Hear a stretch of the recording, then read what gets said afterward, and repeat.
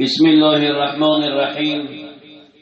الحمد لله والصلاة والسلام على رسول الله وعلى آله وأصحابه ومن والاه.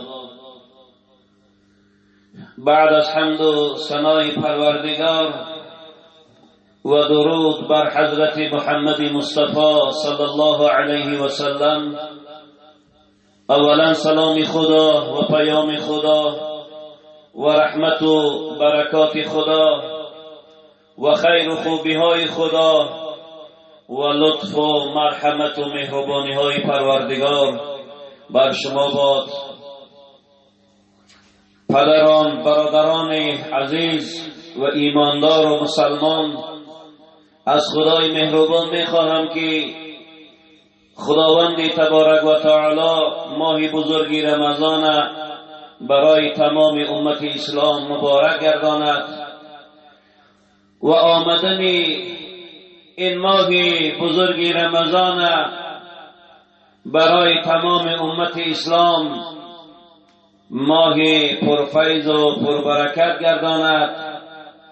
خدای ماه رمضان را ماه غلبه اسلام بر علیه کفر بگردان و اسلام عزیز را در سراسر عالم پیروز بگردان و رشته محبت و دوستی را میان امت اسلام برقرار بکن.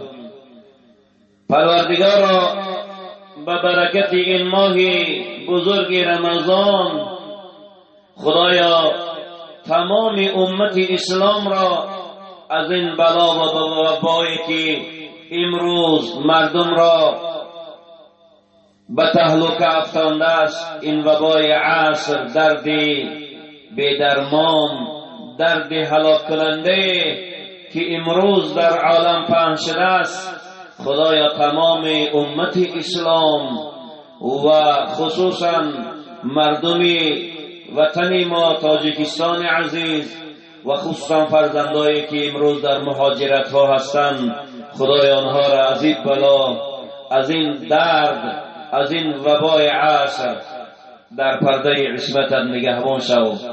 بعد از جمع و جور کردن این وبا و این درد، خدایا فرزندای مسلمانان را با صحت و سالم، با سر بلند، با وقت خوش به وطن نزد زن و فرزنداشان آمدنشان نصیب بگرداند.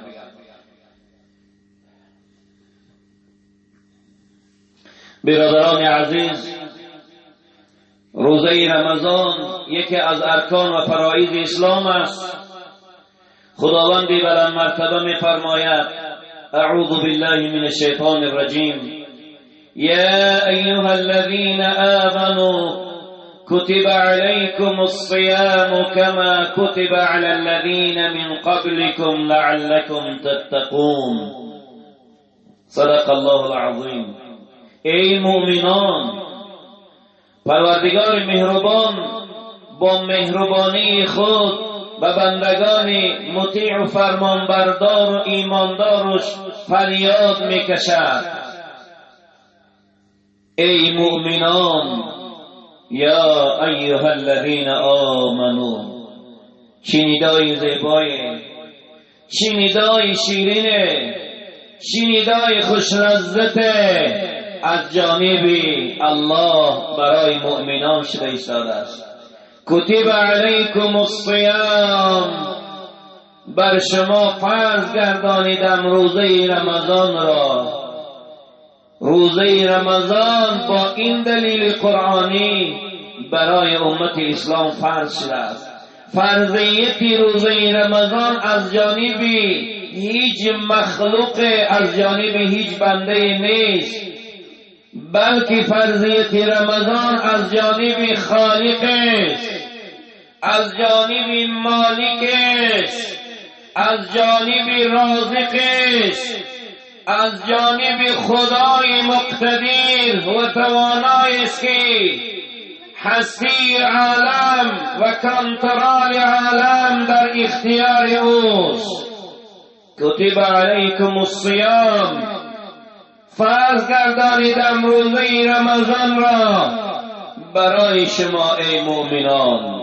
ای گویندگان کلمه لا اله الا الله، ای کسی که به وجود خدا باور داری، هستی خدا دا باور داری و ایمان داری، همون خدای مقتدر روزه رمضان بر شما فرض کرد.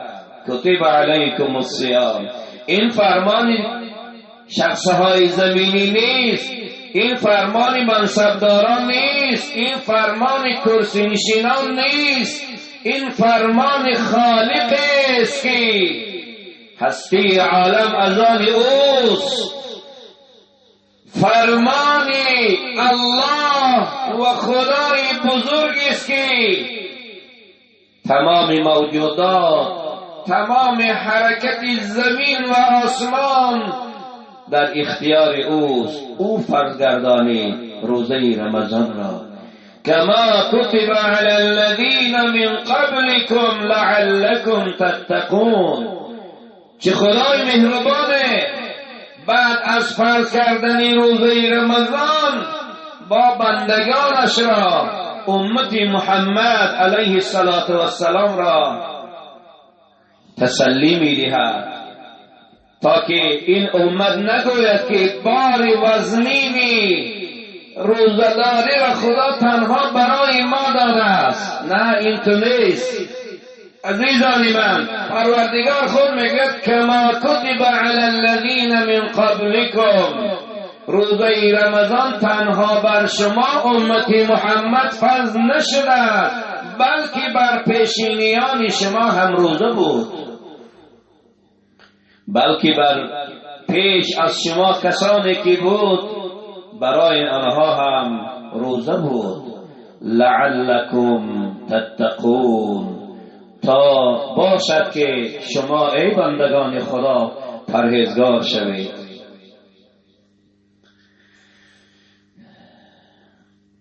و اجماع امت اسلام نیز بر آن است که روزه ماه رمضان فرض است و یکی از ارکان اسلام و ضروریات دین است و کسی که فرضیت آن را انکار کند کافر و مرتد می‌گردد. و در مورد فضیلت روزه از ابو هریره رضی الله تعالی عنه روایت است که رسول اکرم صلی الله علیه و سلم فرمودند: من صام رمضان ایمانا و احتسابا غفر له ما تقدم من ذنبه. رواه البخاری.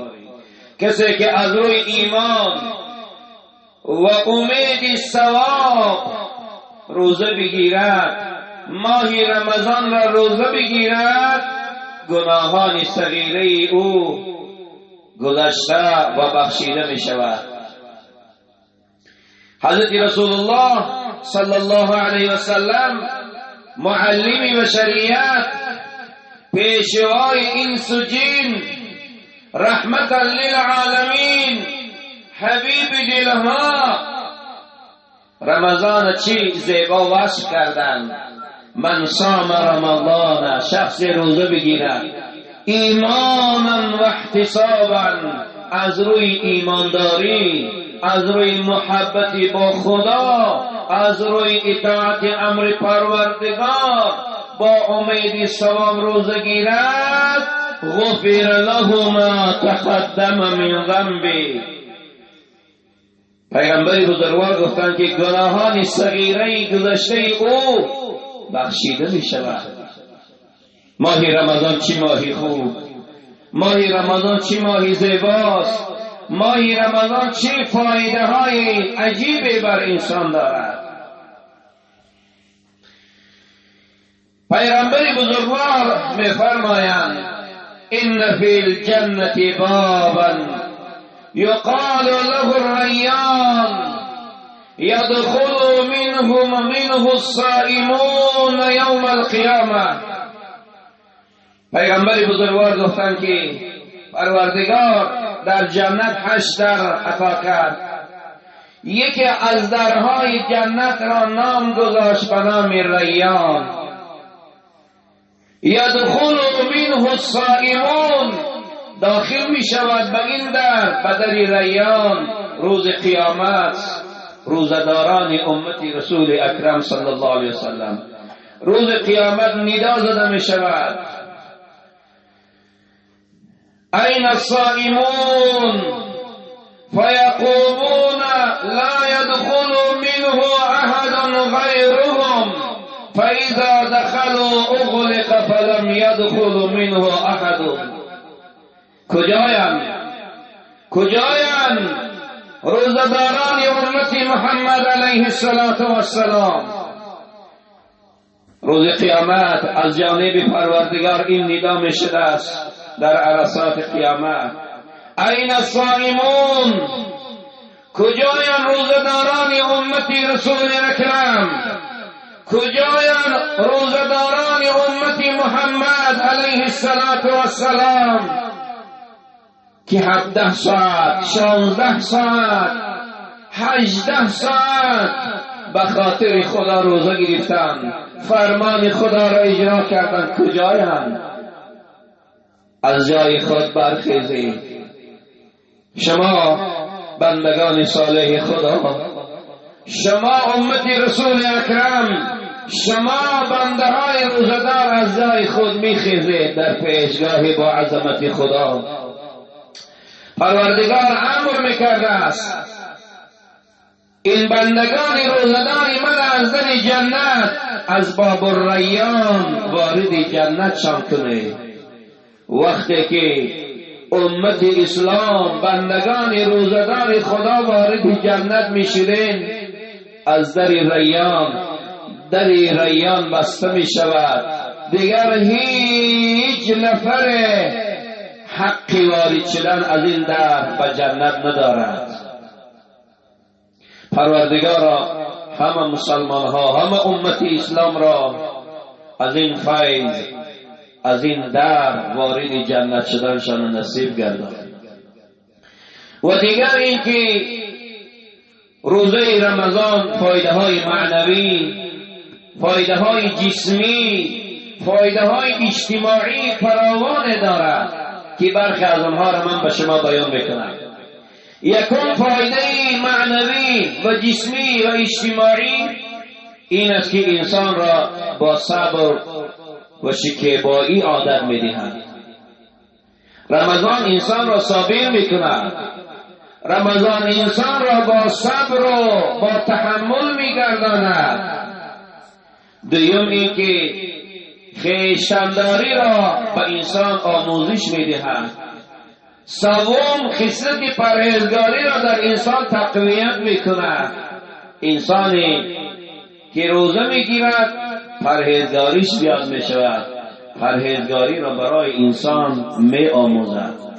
زیرا خداوند در قرآن در آیه که من در بالا تلاوت کردم فرمود: کما کتب علی الذین من قبلکم لعلکم تتقون. بر پیشینیان شما هم این روزه را فرض گردانیده بودم به خاطر که شما صاحب تقوا شوید، به خاطر که با تقوا شوید و پرهیزگار شوید. بنابراین یک خصلت روزه‌داری پرهیزگاری را برای انسان تقویت میبخشد. دیگر این که نظام و هماهنگی را میان مردم مسلمان گسترش میبخشد. و دیگر فایده روزه این است که عشق به عدالت و برابری را در انسان عمیق میگرداند. برادری و برابری را رمضان مبارک در انسان می آموزاند. و دیگر فایده روزه این است که انسان روزدار مهربانی و دلسوزی و احساس مسئولیت را در انسان به وجود می آورد. و هفتم فایده معنوی روزه این است که فساد را از بین دور می کند. فساد را از هر کوچه و از خانه و از شهر، فساد و گناه و معصیت را دور می گرداند. فساد را در میان مردم، از میان مردم دور می کند. و هشتم فایده روزه‌داری این است جسم را از رسوایی ها و بدی ها پاک میگرداند. و دیگر فایده معنوی روزه این است که از چاقی بدن و چربی هایی که بدن را لاغر میکند و بدن را دردمند میکند، این چربی های زیادی را روزه از بدن دور میگرداند. زیرا رسول اکرم علیه السلام که طبیب امت بودن میفرمایند که روزه بگیرید تا تندرست بمانید.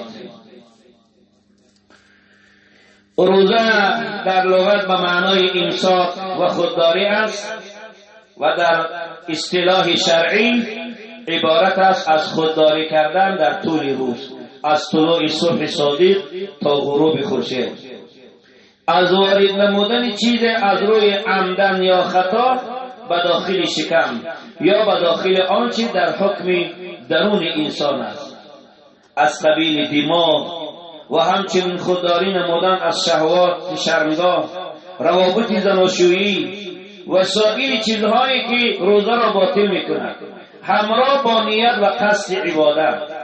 از کسی که لیاقت و صلاحیت و قابلیت شایستگی گرفتن روزه را دارا می باشد، یعنی فردی بالغ مسلمان عاقل مقیم سالم تندرست پاک از حیض و نفاس و جنابت باشد. یعنی چه شخصیت ها میتونن روزه بگیرن؟ شخص عاقل بالغ مسلمان مقیم سالم و تندرست، زنی که از حیض و نفاس پاک باشد یا اینکه از جنابت پاک باشد. سبب وجوب روزه دریافتن جزء از آن است و هر روز از آن سبب برای ادای آن می باشد. روزه رمضان بر چه کسانی فرض است؟ روزه رمضان برادران عزیز در ادا و قضا بر کسان فرض است که در آنها 4 شرط گیر آمده باشد. مسلمان بودن، زیرا که روزه بر کافر فرض نیست. 4 شرط اگر باشد باید روزه بگیره. یکم مسلمان باید باشه شخص، زیرا که امر خدا برای مسلمان است، یا ایها الذین آمنوا. یکم مسلمان باشه، زیرا روزه برای کافر فرض نیست، چون او لیاقت و اهلیت عبادت را ندارد. دوم عاقل بودن، چون که روزه بر دیوانه فرض نیست. سوم بالغ بودن، زیرا روزه بر کودک فرض نیست، لیکن باید بدان عادت داده شود. اگر یک کودکی که لیاقت روزگیری دارد حالا بالغ نشده است میتونه که روزه را بگیره، برای عادت شدنش او را معنی نکنیدن رسول اکرم صلی الله علیه وسلم. و پیامبر گرامی قدر اسلام فرمودند رفع القلم عن 3 عن النائم حتى يستيقظ وعن الصبي حتى يحتلم وعن المجنون حتى يعقل. ابو داود روایت کرده. قلم تکلیف خداوند از 3 کس برداشته شده است: از بنده خواب تا بیدار شدن، و از کودک نابالغ تا بالغ شدن، و از دیوانه‌ای که هوشیار شود. کسی که در دار حرب یعنی سرزمین دشمن مسلمان شده باشد و به وجوب روزه اطلاع و آگاهی یافته باشد، یا اینکه در دار اسلام سرزمین مسلمانان باشد، یعنی همین که در دار اسلام باشد، روزه رمضان بر وی فرض می‌گردد. روزه دارای اهمیت‌های زیادی است برادران عزیز. همه او را در این وقت کوتاه نمیتونم به شما بیان کنم. انشاءالله اگر خداوند تبارک و تعالی به ما فرصت مناسب نصیب کند، من در باب اهمیت روزه با شما اطلاع خواهم داد. از خدای مهربان میخواهم که همه صوم و صلات و تسبیح و تراویح و عبادت و بندگی ما و شما را به درگاه بی نیازش مقبول گرداند و خداوند تبارک و تعالی این بلا و این وبا و این دردی که تبابت نشونده و این دردی که امروز تمام طبیبان عالم از ثوابت و عاجزند، همه زانوی عدم زدیان، همه در سجده هستند، همه در عبادت و بندگی تا اینکه از این بلا رهایی یابند. خدایا ملت مسلمان ما را در هر گوشه و کنار دنیا از این بلا نگه دار. همه زنان و فرزندان و پدران و مادران و بندگانت را خدای از این بلا در حفظ اعمال نگه دار. و آخر دعواهم ان الحمد لله رب العالمین. السلام علیکم و رحمت الله و برکاته.